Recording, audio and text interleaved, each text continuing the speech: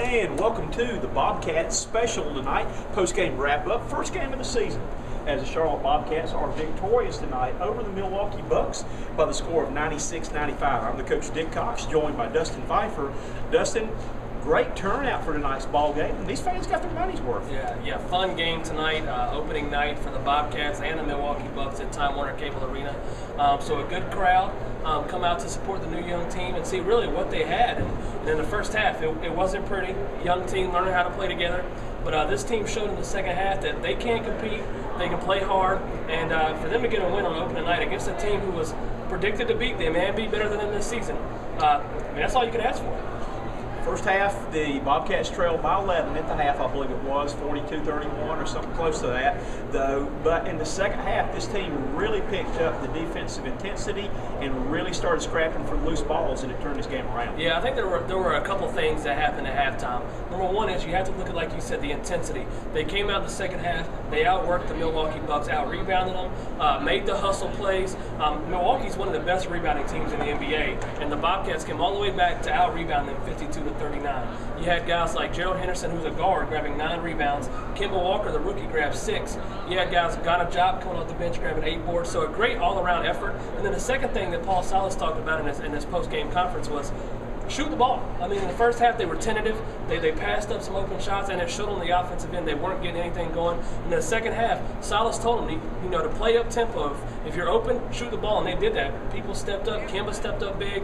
DJ Augustine hit big shots. Byron Mullins, a guy who nobody's ever heard of around here, who got traded to Charlotte a couple days ago, comes out and scores 10 points off the bench. So they opened it up, played their game like Paul wants them to play, shoot some shots, play some defense, and they were able to come back and claw and get a win.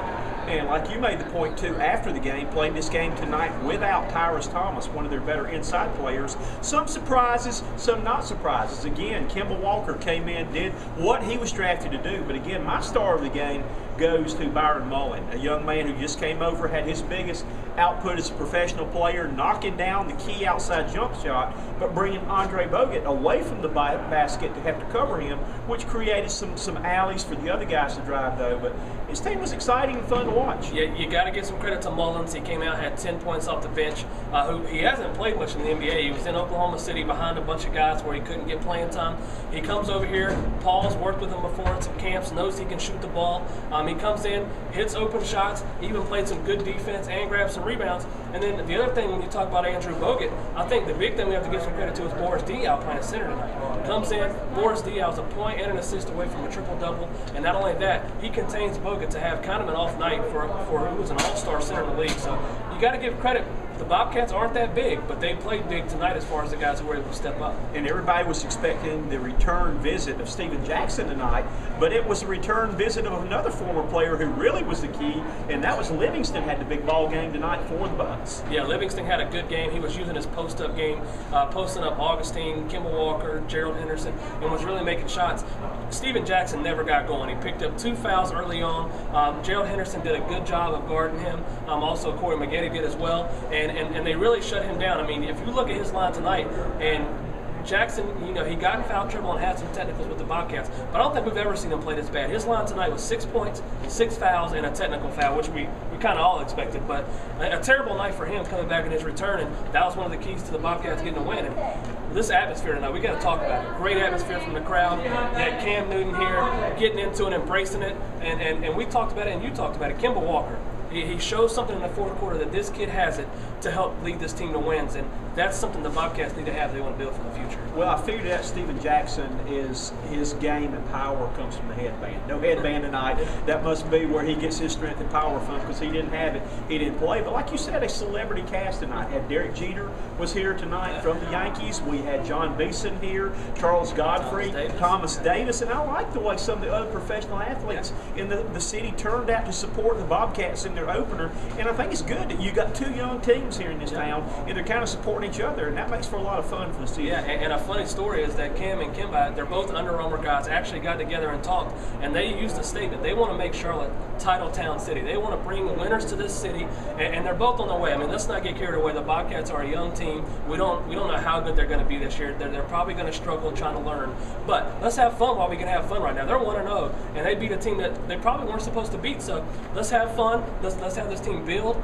Try to build a winner. You got young guys like Kimball Walker. Bismack Biyamo didn't play much, but he's another young piece. Byron Mullins we talked about. He's 23 years old. I mean, we got a bunch of young guys on this team. So you may not know who all these guys are, but they are building for the future. And if you haven't gave them a chance, come out and at least watch a young team because they compete, they play hard. I think that's all you can ask for. And the crowd showed that tonight. They loved the energy that they were bringing on the floor. Well, this was big tonight. And I know this is going to sound really stupid to mention playoffs first game. But you remember last year, early in the year, we lost a couple of games to the Milwaukee Bucks and some of these teams who in the end we ended up coming down to them being teams we were competing with for playoffs, and they had the tiebreaker. Again, to get a win over the Bucks first game is big just from that standpoint right there. I understand. I'm not going to mention that word. I'm not going to say it. People already think I'm too optimistic about this team as it is.